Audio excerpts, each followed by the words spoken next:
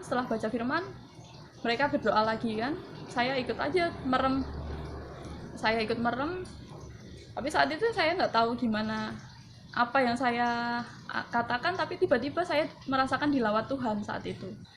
Kayak apa ya, rasanya kayak dipeluk Tuhan gitu. Saya nggak bisa melihat alam roh dan lain-lain, enggak. Tapi saya merasakan dalam hati saya, Tuhan itu berbicara, akulah Bapamu yang kekal. Kasih yang selama ini kamu cari itu ada padaku. Tuhan kayak ngomong sama saya gitu. Shalom. Berita Mujizat TV adalah media online Kristen yang memiliki visi menyuarakan kebenaran dan menghasilkan perubahan. Terus dukung kami untuk menyuarakan kebenaran dengan cara like dan subscribe channel YouTube kami, dan jangan lupa untuk share video-video kami. Selamat menonton, Tuhan Yesus memberkati.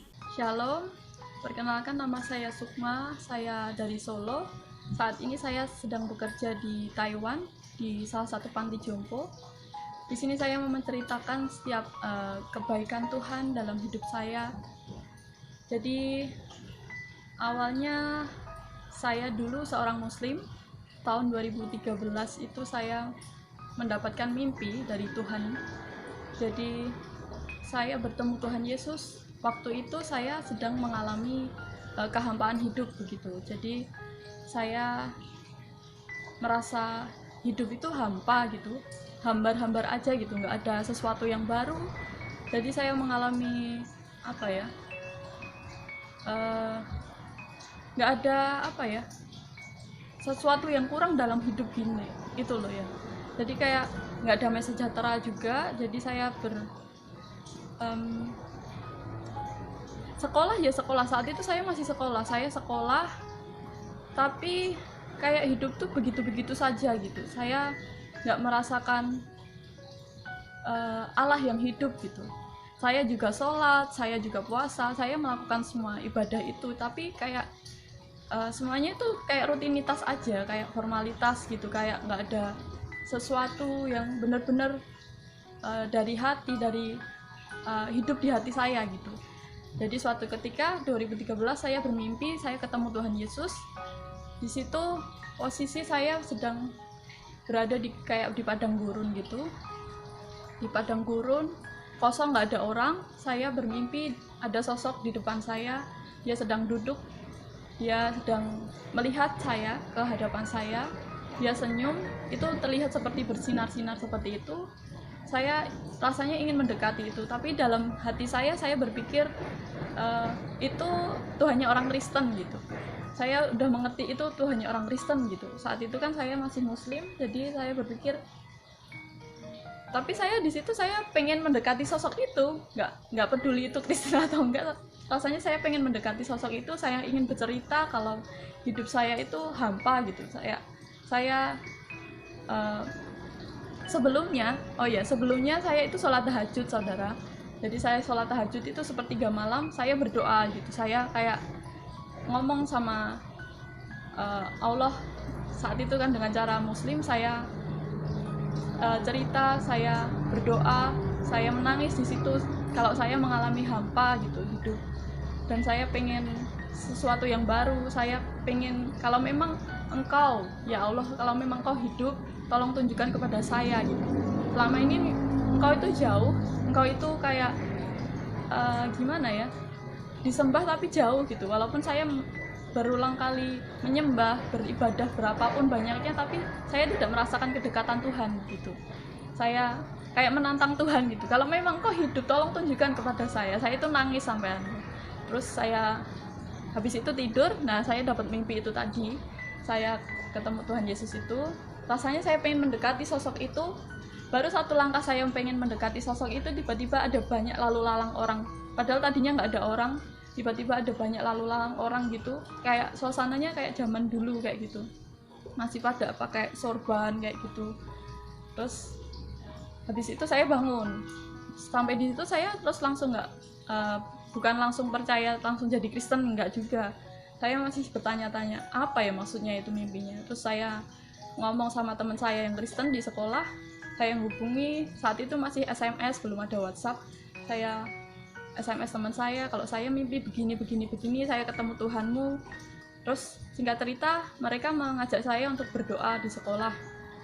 Tapi saya nggak mau dikristenkan, saya nggak mau jadi Kristen gitu. Saya nggak suka sama orang Kristen gitu, ilfil saja sama orang-orang Kristen. Terus beberapa kali mereka mengajak saya berdoa, terus saya maulah, sungkan kan diajak terus nggak mau kan. Ya udah saya maulah, untuk kali ini saya mau.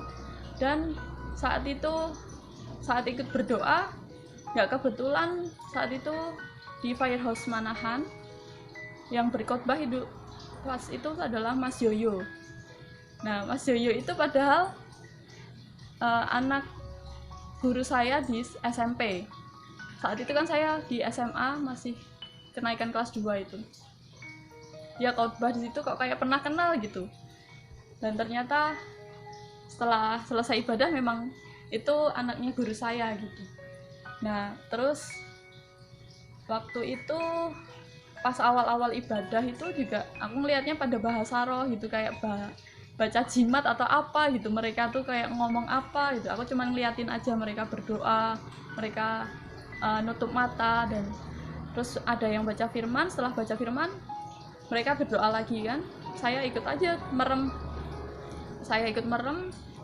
tapi saat itu saya nggak tahu gimana apa yang saya katakan, tapi tiba-tiba saya merasakan dilawat Tuhan saat itu. Kayak apa ya, rasanya kayak dipeluk Tuhan gitu.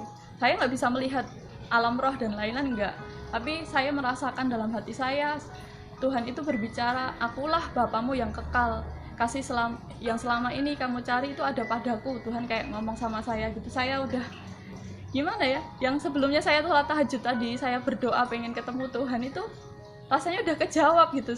Tuhan itu memang Allah yang hidup gitu. Di situ saya dilawat Tuhan, saya nggak bisa berhenti menangis. Ternyata memang Tuhan itu hidup, Tuhan itu sayang sama saya, Tuhan itu mengasihi saya gitu. Tuhan itu benar-benar hidup gitu. Terus saya dilawat Tuhan, saya didoakan untuk menerima Tuhan Yesus sebagai Tuhan dan Juru Selamat. Dan mulai saat itu saya mulai menerima Tuhan. Dan setelah itu banyak proses yang saya alami, mulai dari tekanan dari keluarga. Mereka kan tidak bisa menerima saya sebagai Kristen, karena dari dulu saya kecil kan Muslim, jadi seakan-akan keluarga tidak bisa mendidik saya gitu. Jadi mereka merasa kecewa. Jadi saya sempat diusir dari rumah itu selama 4 hari. Saya sempat dipukulin juga sama kakak saya karena dikira saya kesurupan kan, kok nekat ke gereja gitu kan. Tapi saya tetap nekat ke gereja karena saya merindukan firman Tuhan, merindukan Tuhan ngomong apa hari ini. Saya selalu merindukan itu. Yang saya nantikan di gereja itu bukan euforia dan lain-lain, bukan itu, tapi mereka melihatnya saya kesurupan lah dan lain-lain seperti itu, tidak bisa menerima saya kafir. Tapi setelah 4 hari Tuhan mengubahkan hati mereka dan saya suruh balik ke rumah. Saya balik ke rumah, tapi dengan catatan saya ngomong juga, saya tetap percaya Tuhan Yesus. Kalau memang saya harus pulang ke rumah, saya gitu. Ya udah, tapi harus diam-diam, jangan ngomong sama yang lain gitu. Soalnya saya tinggalnya di satu gang itu keluarga semua gitu, kayak ada om, tante, semuanya satu gang itu keluarga besar gitu. Nanti kalau ada kabar sedikit pun jadi tahu semua gitu. Jadi kamu nggak usah ngomong-ngomong. Ya udah, selama hampir sekitar 1 tahun setiap saya ke gereja itu selalu diem-diem gitu. Kalau ada teman dari gereja jemput itu harus di gang jauh gitu, saya harus jalan dulu, saya harus bayar harga. Saat-saat itu saya harus nggak boleh ngomong sama siapapun, nggak boleh. Ya saya nggak ngomong, tapi tetap aja waktunya Tuhan itu selalu tepat gitu. Saat itu saya diem aja, tapi tiba-tiba semuanya dibukakan Tuhan sedikit demi sedikit. Mereka tahu kalau saya itu orang Kristen gitu. Mereka tahu, tapi ya gimana ya, mungkin kalau secara manusiawi saya pikir nanti mereka marah dan lain-lain, tapi dalam hati tetap sukacita. Mereka mau menerima atau tidak sih, itu bukan masalah itu juga. Jadi ini tentang keselamatan, jadi ini keputusan saya ya begitu. Tapi setelah itu gimana ya, banyak proses yang saya alami di sekolah, di pekerjaan. Saya alami banyak dimana seperti Tuhan Yesus saat dia juga disiksa, diludahi, diapa-apakan sampai dia mati di kayu salib itu kan untuk menebus semua manusia. Itu apa ya, menjadi teladan saya gitu. Kalau Tuhan Yesus saja sampai mati, itu yang saya selalu pegang saat awal-awal saya menjadi Kristen itu. Kalau sampai orang lain cuma mengucilkan saya, memukuli dan menyindir dan lain-lain, itu tuh nggak seberapa besar pengorbanan Tuhan buat hidup saya gitu. Jadi banyaklah sampai sekarang pun bukan berarti saya menjadi Kristen dan hidup itu enak-enak saja, nggak begitu, tapi justru tantangan itu selalu ada, ujian hidup itu selalu ada, tapi di situ Tuhan selalu memperlihatkan kalau kita itu lebih dari pemenang gitu. Kita bisa melewati setiap ujian-ujian yang kita hadapi di dunia ini gitu dengan kekuatan Tuhan gitu. Ya, saya bersyukur sampai sekarang saya bisa bekerja di Taiwan dengan kekuatan Tuhan, dengan hikmat Tuhan saya bisa melakukan semua ini kasih karunia Tuhan. Semua kemuliaan hanya buat Tuhan saja. Jadi semenjak perkenalan saya dengan Tuhan, itu selalu membawa saya kepada pengertian bahwa Tuhan Yesus itu baik. Setiap rancangan Tuhan dalam hidup saya itu baik. Saya percaya bukan saya saja, tapi semua orang itu sebenarnya Tuhan memiliki rancangan-rancangan yang baik untuk setiap manusia sebenarnya. Cuman karena manusia belum mengerti kebenaran, belum mengerti keselamatan bahwa Tuhan Yesus adalah Tuhan Allah yang hidup, mereka seringkali berkutat dengan dosa sendiri. Jadi saya ajak teman-teman semua yang merindukan kuasa Tuhan Allah yang hidup, mulai berdoa dengan dirimu, berdoa dengan hati yang tulus, ngomong kepada Allah yang Maha Kuasa bahwa engkau merindukan jamahan Tuhan yang hidup.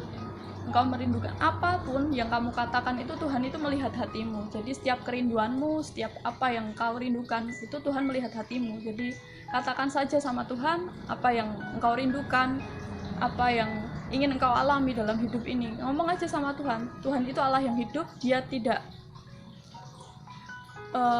Gusti mboten sare ya. Jadi Tuhan itu nggak tidur. Tuhan itu Allah yang hidup, benar-benar mengerti apa yang menjadi kerinduan hatimu, mulai buka setiap hatimu, ngomong sama Tuhan apa yang kau rindukan, Tuhan akan menjawab itu pada waktunya gitu. Sekian kesaksian dari saya, kiranya setiap apa yang saya katakan ini boleh memberkati setiap saudara yang mendengar. Kalau mau tanya-tanya lebih lagi boleh menghubungi saya. Tuhan Yesus itu sungguh baik dan teramat baik buat setiap hidup kita. Tuhan Yesus